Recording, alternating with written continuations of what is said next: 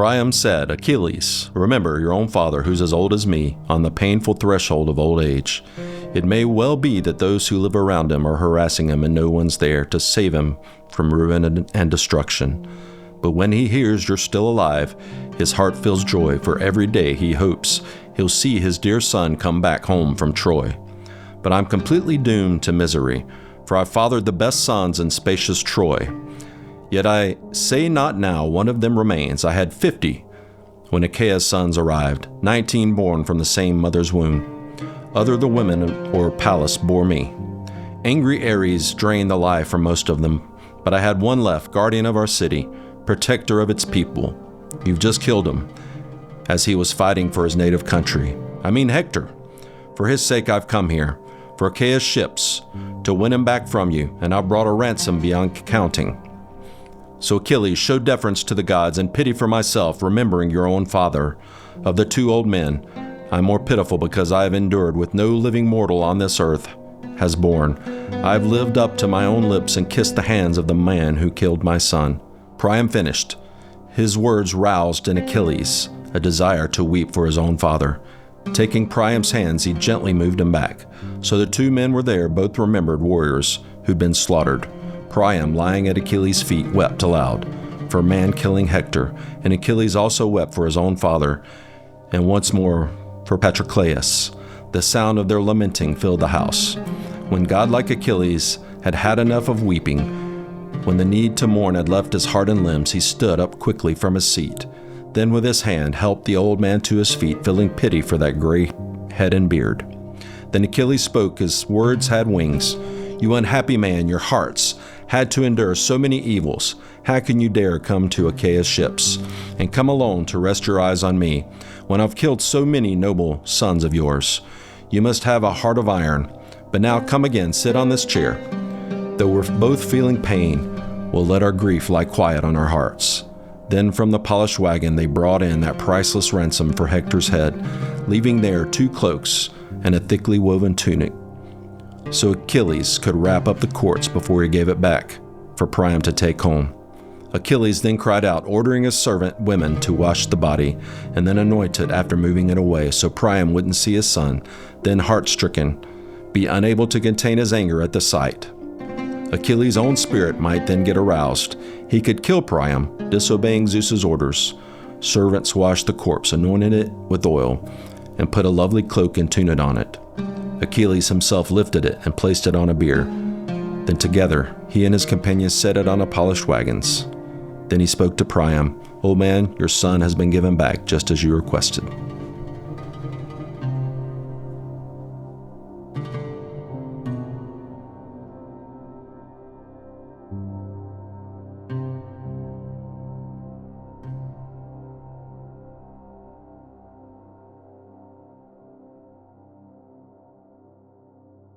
Welcome, everyone, to another episode of Covenants and Kingdoms. I'm your co-host, Brad, along with... Hey, I'm Nathan. Nice to see you today. As always, and we're so happy you guys have joined us again, continuing our discussion through Genesis. We might get to the end in the next decade. We'll see how it goes. But we do thank you guys for joining us. As always, we are brought to you by Baba Java Coffee, located in Birmingham area. We have 3 cafes, plus we roast everything ourselves. It's quite tasty. It is quite tasty. We are a specialty coffee roaster, and meaning you're guaranteed, A, the coffee is good quality, and B, it is making an impact at the farm level. So we appreciate your business. And if you want a discount on your coffee, you go to our website, babajavacoffee.com, put in the code Covenants, and you will receive 10% off your coffee order. So if you order 100 pounds of coffee, Brad will deliver it personally with his Lacedaemonian armor. Wow, Lacedaemonian. Yeah. Nice. Just talked about the Trojan War. Yeah. So the Greeks, the southern Greeks, the Dorians, the Lacedaemonians, the Mycenaeans. Yeah. They had this special armor, and Brad will don his Lacedaemonian Menelayan armor. Is that the armor that Brad Pitt wore in that movie Troy? Yes. Well, it was kind. I mean, that was. I know it's Hollywood. Historically not super accurate. It was a fun movie to watch. I mean, we're talking about the Iliad. We're talking about kind of semi-historical. Right. They believe this incident really happened, but yeah. I'd have to do years of training to get to look like that, though. Well, unfortunately, wouldn't we all? Yeah. But yes, that's what Brad will do if you order 100 pounds of coffee. I don't know if I want you to order 100 pounds of coffee. That armor sounds heavy. Their armor wasn't that heavy. Okay. Yeah. All right. But I do want you to order 100 pounds of coffee. Yes, we do. Please. Every day. All right. So we're still talking about Jacob. Yeah, we're on the Jacob narrative still. So he just left. We've still got a long time for the Jacob narrative. Just left his uncle. Just wrestled. He wrestled the man. He wrestled the man. If you want to be the man, you got to beat the man. That's right. It's the macho man. Now he's about to meet his brother in Genesis 33. He's scared to death. He's scared. So we just talked about after Hector was killed by Achilles, we saw Priam, of course, is the king of Troy. He came out to receive the body of his son. They thought about, anyway, it's a long story, but this is where he comes to collect it. They don't reconcile. It's not like they're friends, but they are it's more of a respect type thing. Enemies meeting respectfully. Yeah. So that's what this narrative was. It was about enemies meeting and not killing each other. Well, that's what we're about to get into. Jacob's scared, is afraid that Esau is going to kill him. Because why? Because last time they met, he said, the next time I see your face, you're dead, bro. Yep. Well, Jacob conned him out of two things. Yeah. Well, yep. And their mom helped with one of them. So, great family dynamics here. Right. Yeah. But we talked about that already. But this is the meeting. This is when they're going to come in Genesis 33. So let's read Genesis 33. And Jacob lifted up his eyes and looked, and behold, Esau was coming, and 400 men with him. So he divided the children among Leah and Rachel and the 2 female servants. And he put the servants with their children in front, then Leah with her children, and Rachel and Joseph last of all. He himself went on before them, bowing himself to the ground 7 times until he came near to his brother. But Esau ran to meet him and embraced him and fell on his neck and kissed him, and they wept. And when Esau lifted up his eyes and saw the women and children, he said, "Who are these with you?" Jacob said, "The children whom God has graciously given your servant." Then the servants drew near, they and their children, and bowed down. Leah likewise and her children drew near and bowed down. And last, Joseph and Rachel drew near, and they bowed down. Esau said, "What do you mean by all this company that I met?" Jacob answered, "To find favor in the sight of my Lord." But Esau said, "I have enough, my brother. Keep what you have for yourself." Jacob said, "No, please, if I have found favor in your sight, then accept my present from my hand. For I have seen your face, which is like seeing the face of God, and you have accepted me. Please accept my blessing that is brought to you, because God has dealt graciously with me, and because I have enough." Thus he urged him, and he took it. Then Esau said, "Let us journey on our way, and I will go ahead of you." But Jacob said to him, "My Lord knows that the children are frail, and that the nursing flocks and herds are a care to me. If they are driven hard for one day, all the flocks will die. Let my Lord pass on ahead of his servant, and I will lead on slowly, at the pace of the livestock that are ahead of me, and at the pace of the children, until I come to my Lord in Seir." So Esau said, "Let me leave with you some of the people who are with me." But he said, "What need is there? Let me find favor in the sight of my Lord." So Esau returned that day on his way to Seir.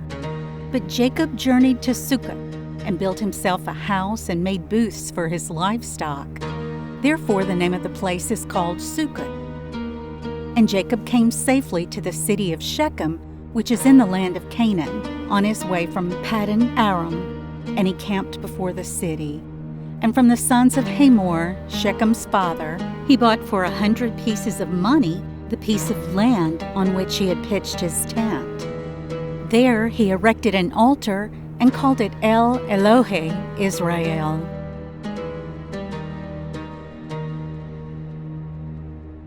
All right, so we're still in the Jacob arc. He had just spent the night wrestling this divine being. We talked about how it was probably a physical manifestation of Yahweh. Makes sense. He received the blessing. His heart changed during this time. We talked about the spiritual implications. We talked about the physical implications as his hip got wounded, right? Yep. He walked for a limp from then on. And then we see the episode where Jacob's about to meet his estranged brother Esau. Yeah. All right. And his name got changed. His name got changed, and we're going to talk more about that in 35. Yeah. But yes, his name was changed from Yaakov to Israel. So we'll talk about that in just a little bit. So, okay. And Jacob lifted up his eyes and looked, and behold, Esau was coming, and 400 men with him. So he divided the children among Leah and Rachel and the 2 female servants. Okay, so he lifted up his eyes. Okay, Yashia, Yaakov, and Nayav. So it's a formula used repeatedly at moments of heightened revelation in Genesis. All right, in Genesis 13:14, when God tells Abram to lift his eyes and see the 3 divine visitors, we saw it in 22:4 when Abraham lifted up his eyes to see the mountain where Isaac will be bound. Okay, it's a saying. Okay, it's a Hebrew saying.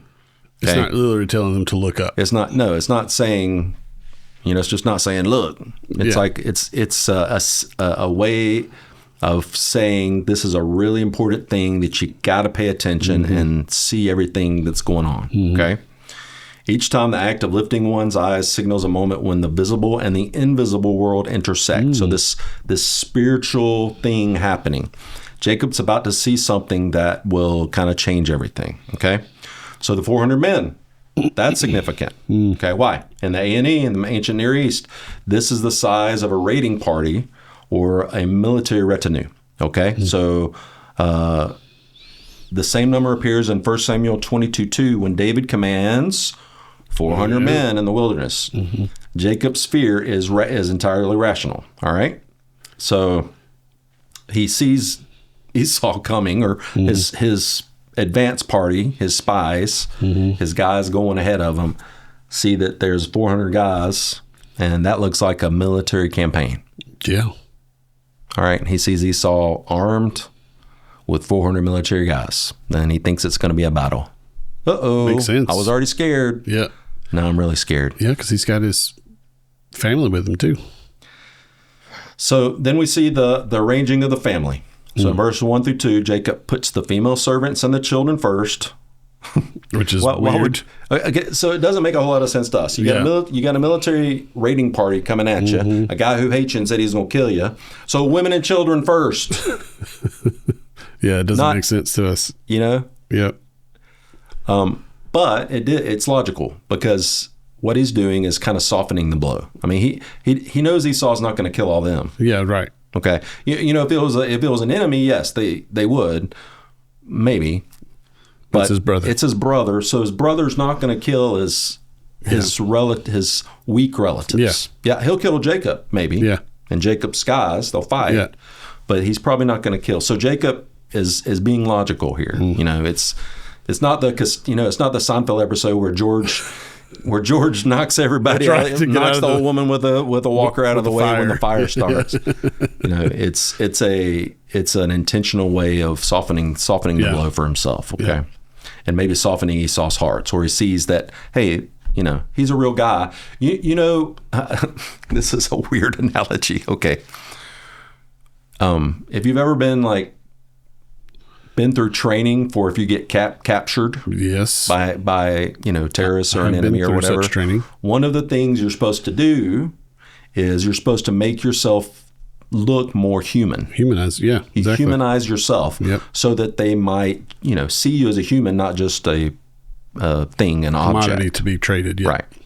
So that's kind of what Jacob's doing here. He's making himself more human. Mm-hmm. Hey, I know you hate me, but look, I got wives, I got children. So that's what he's doing, I think. So chill. Right. Chill, bro. That's right. So he places the females and the children first, and Leah and her children, Rachel and Joseph last. This is a hierarchy of vulnerability. It reveals Jacob's ongoing favoritism. Okay, so he's protecting Rachel like the expense of the others, but he's also humanizing himself. Some scholars have said that this arrangement's not just practical; it's a moral commentary embedded in the text itself that the narrator expects us to notice. Okay, which I agree with that. All right, verse 3. He himself went on before him and bowed himself to the ground 7 times until he came near to his brother. Okay, so he Vayishtahu Asha Shiva Peamim.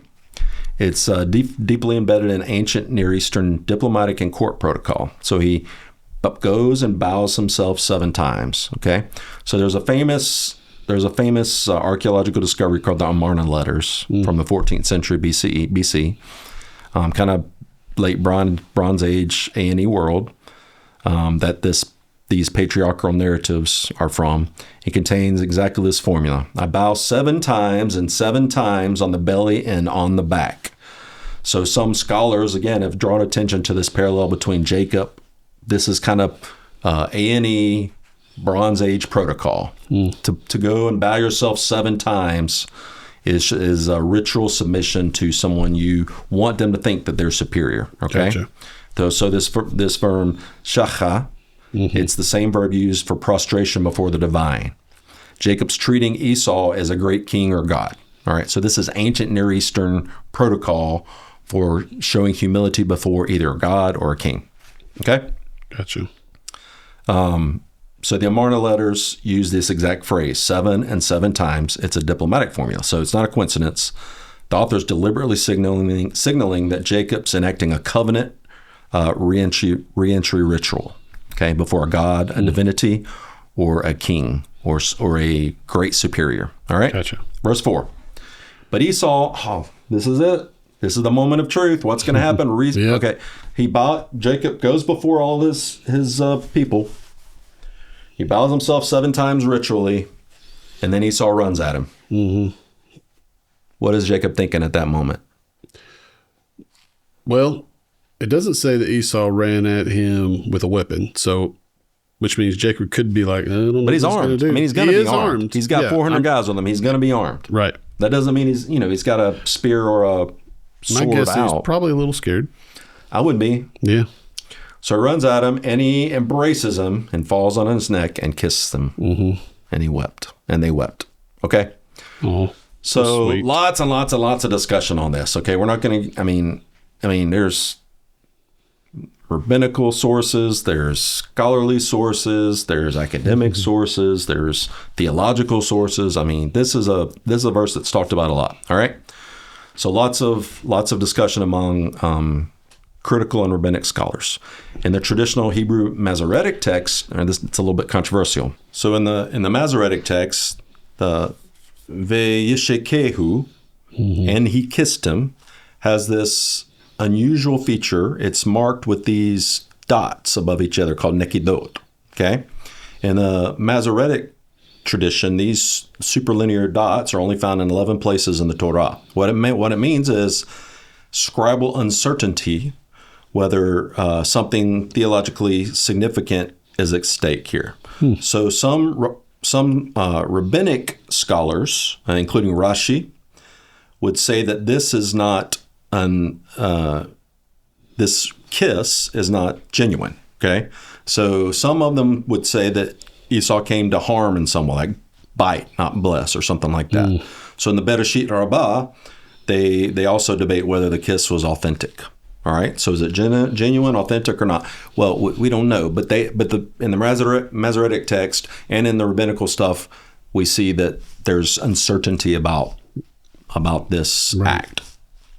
But the most natural reading of the text, and the ones I think supported by the context, is because it says, "And they wept," seems like it's genuine. Now, whether he intended to go and hurt him at first, and then his heart was softened automatically, we don't know, but we do know that this neshek, this to kiss, it's something we see in other places in the Bible. So when we get to the story of Joseph reconciling with his brothers, it says the same thing. Okay, it says the same thing.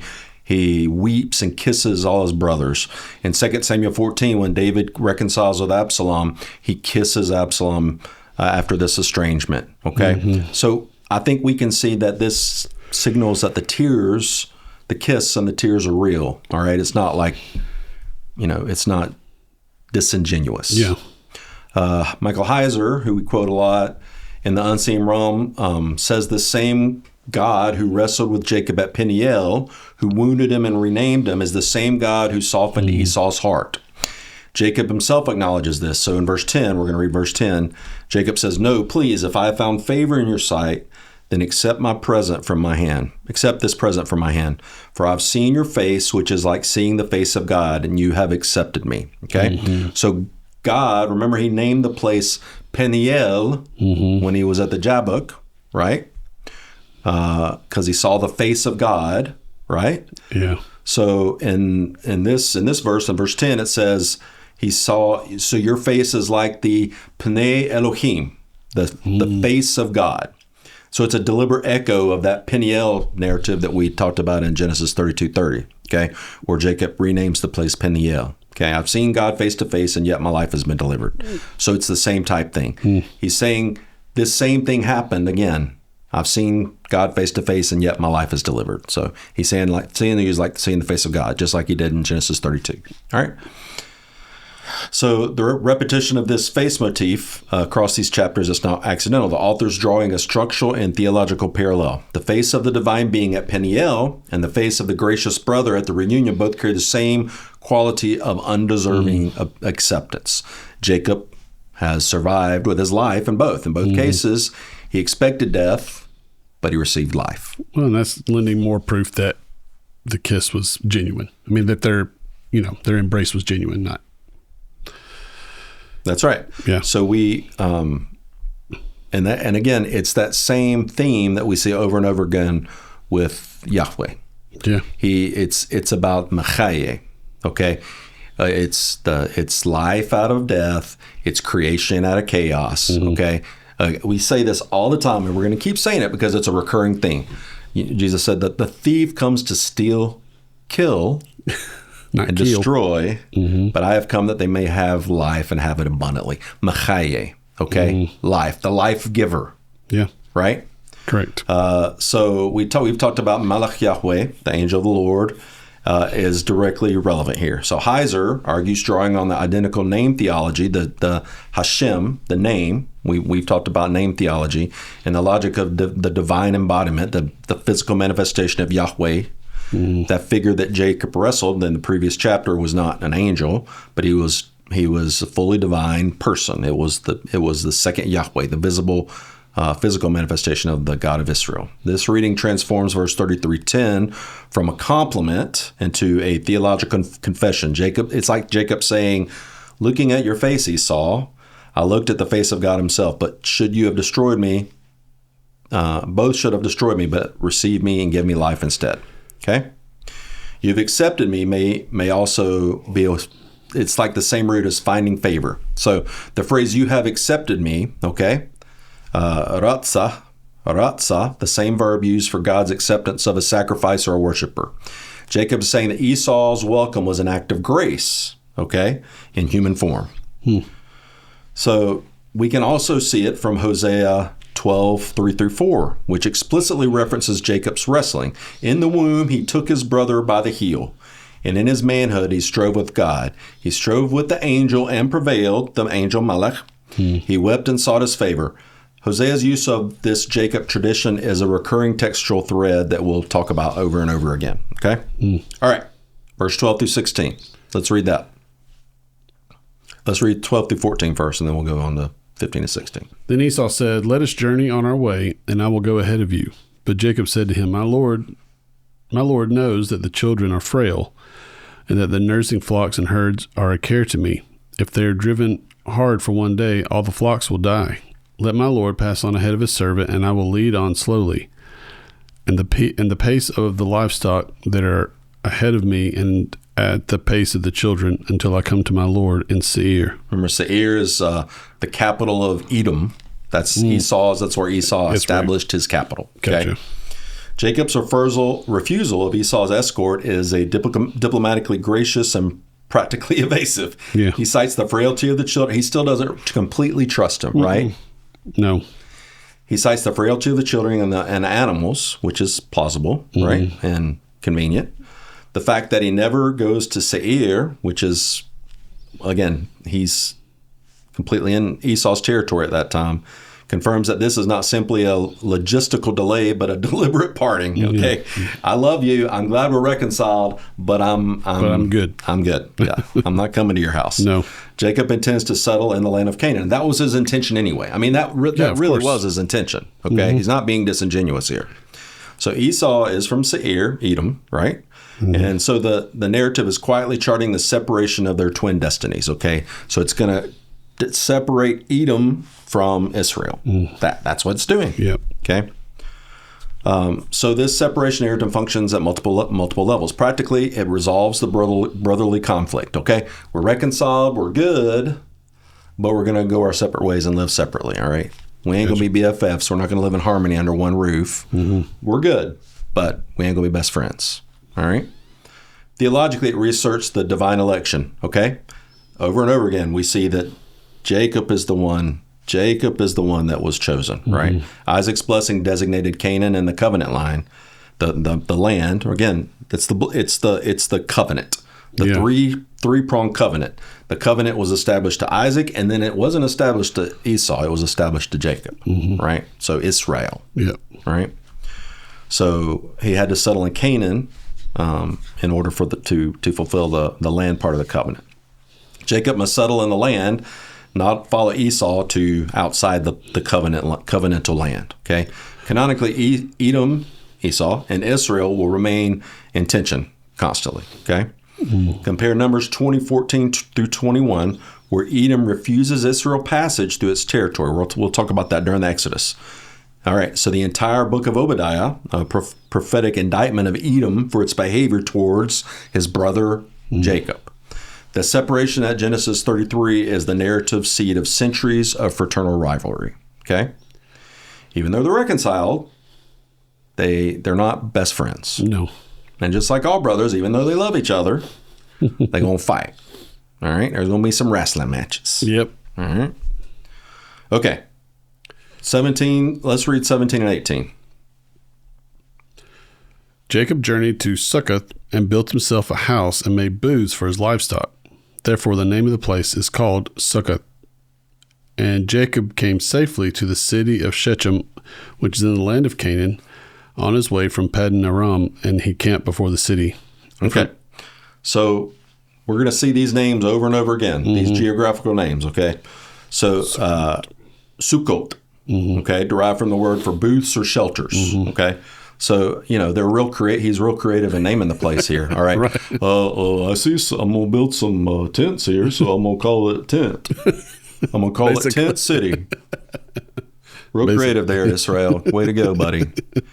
All right, so the building of a house at Sukkot is remarkable. Jacob, this kind of Bedouin-like wandering patriarch, builds a permanent dwelling before he even reaches Canaan. So the name preserves the memory of this settlement, okay?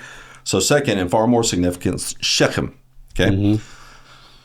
So Sukkot, and we'll see that over and over again. There's a major holiday called Sukkot. There's we'll see Sukkot over and over again.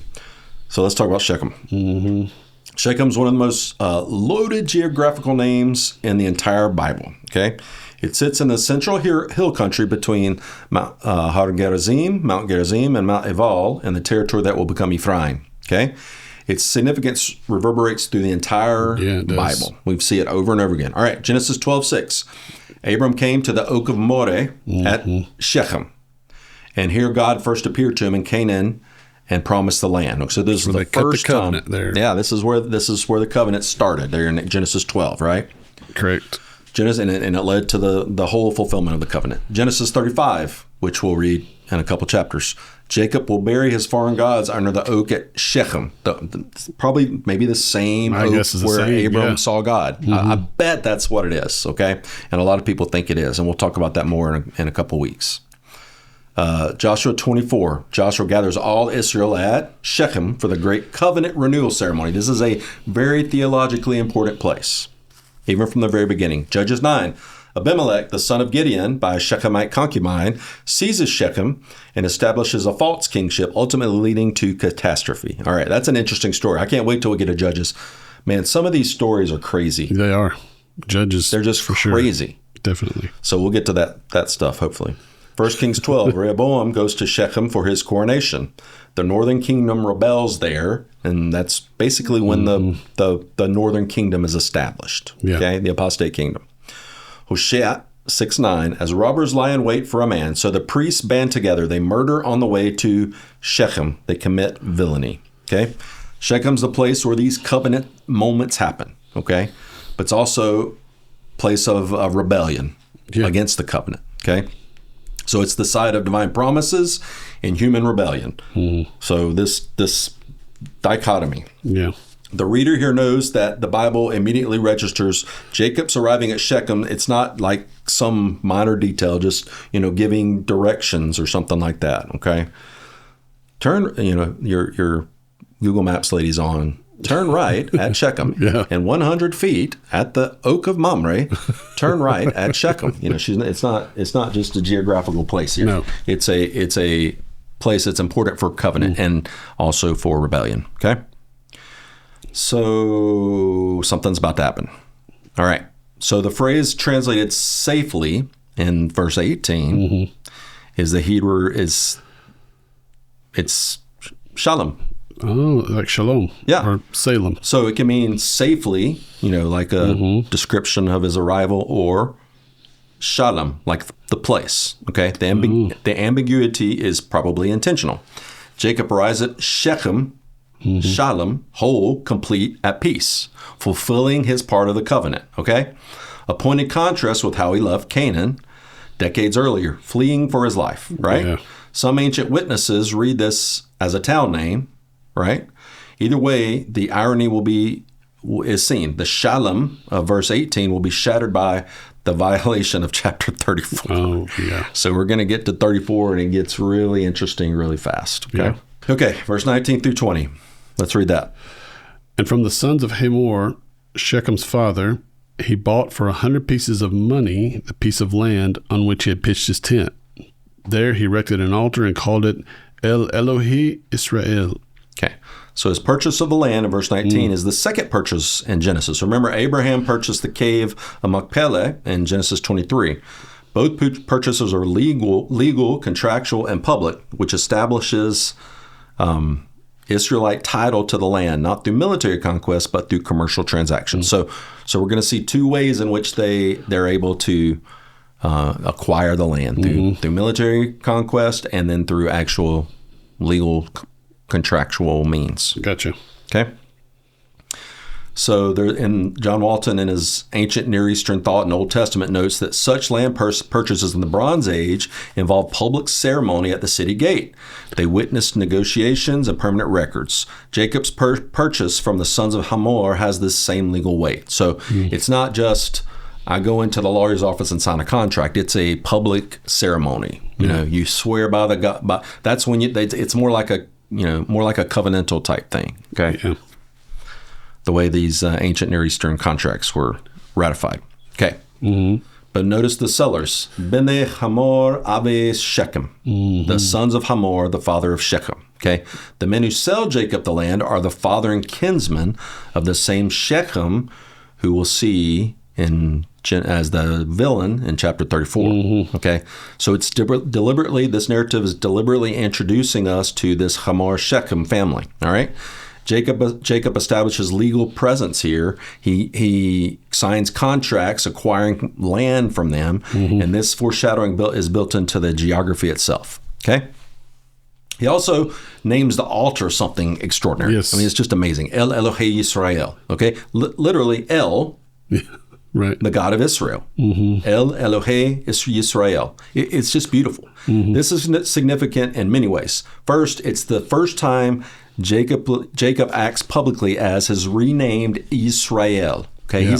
he's establishing his name as Yisrael. Remember, striving with God, using his new covenant name. Jacob's not just building an altar; he's marking territory, declaring allegiance to Yahweh, and establishing a cultic site here for worship. Okay.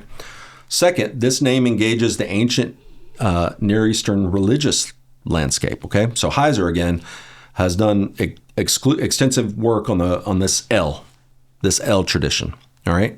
So in the Hebrew Bible and its relationship with the Ugaritic divine council tradition. So in Canaanite religion, in these Ugaritic texts, El was the father god of the pantheon, the chief of the divine assembly. So this name El Elohei Israel, it's not similarly redundant like God, the God of Israel. It's a claim.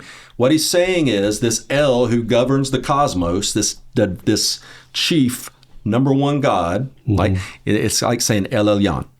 Yeah, the high God. El Elyon, the high God, is the presider of the divine council. He's the God of Israel. This number one God who created all things, he's my God. I am loyal to him. All right? He's not one deity among many. He is the sovereign ruler over all. He's the ruler over all the gods. And in the unseen realm, we've read Psalm 82, we've read Deuteronomy 32 worldview. It argues that the Hebrew Bible deliberately appropriates the highest Canaanite titles for Yahweh while demoting the other divine beings to created and accountable beings, accountable only to this high God, El Elyon, or El. Okay? So, sum that up, really, when he says this, El Elohei Israel, everyone, I mean, it's not just saying, God, my God. He's declaring, hey, this belongs to the sovereign God. The one God. Yep. The one God. I'm establishing this cultic center of worship for him, and I'm doing it in his name. He's my God. Yep. His name is Yisrael. Yeah, right. Yeah. That's great. Okay, so he's not accommodating the Canaanite or Ugaritic religion. All right, people that don't understand that. All right, what he's doing is making a counterclaim. Okay, at the very heart of Canaanite territory, he's planting a flag, a theological, covenantal, territorial flag. Right. Establishing this covenant that Yahweh, this God El, has established with me right here at Shechem. He's planting his flag right there. All right. Great. Okay.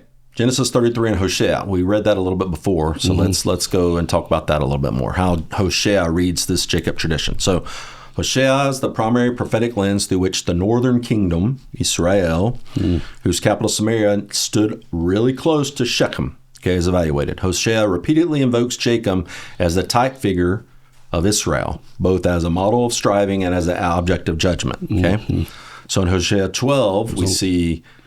let's read 12, 2 through 4. All right. The Lord has an indictment against Judah and will punish Jacob according to his ways. He will repay him according to his deeds. In the womb he took his brother by the heel, and in his manhood he strove with God. He strove with the angel and prevailed.